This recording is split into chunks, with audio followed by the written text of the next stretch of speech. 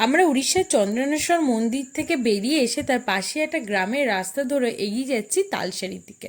হ্যাঁ, গ্রামের রাস্তা দেখতেই পাচ্ছ, দুপাশে গ্রাম ঘর রয়েছে, কিন্তু আরেকটু এগিয়ে গেলে দুপাশেই জঙ্গল। রাস্তাটা দিয়ে যেতে যেরকম ভালো লাগছিল সেরকম একটু ভয় ভয়ও করছিল, কিন্তু এদিকে কোনো ভয়ের নেই। আর সত্যি সুন্দর জায়গা, বলার মতো না। আর তোমরা যদি আসো এই জায়গাটায় অবশ্যই যেও। চলো। উড়িষ্যার মধ্যে অবস্থিত তালসারিতে আজকে এসছি। সমুদ্রটা ওই মাথায় আর আমাদের টোটো থামেছে ওই মাথায়, অনেকটা ভেতরে সমুদ্র। এবার চলো দেখতে দেখি কেমন। আমি এর আগে আসিনি, প্রথম। আর এটা উড়িষ্যার মধ্যে পড়ছে, মানে প্রথমে উড়িষ্যার গাজীপুর ছাড়িয়ে তারপরে তালসারি।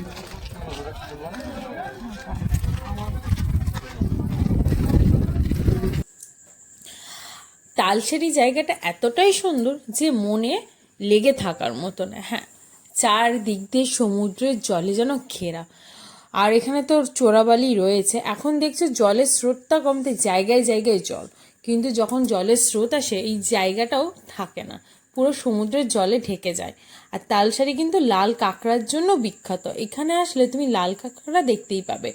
ওই যে দূরে দেখতে পাচ্ছ সমুদ্র, হ্যাঁ, ওখান থেকে বোটের ব্যবস্থা করা আছে। পার হেড 100 টাকা করে নেয়, পুরো ওইদিকে সমুদ্র ওই পাড়টায় নিয়ে যায়, চারিদিকে ঘোরায়। কিন্তু আমরা বোটে উঠিনি, আমাদের হাতে অতটা টাইম ছিল না, কিন্তু আমরা যথেষ্টই এখানে মজা করে ঘোরাঘুরি করেছি।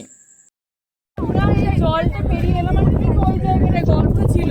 তো আমরা লাভ পেরে মানে এখানে আসলে সাবধানে পা দিয়ে, মানে মাটিতে চোরাবালি তো পা ঢুকে যেতে পারে। এবার চলো আমরা সামনের দিকে এগিয়ে যাবো।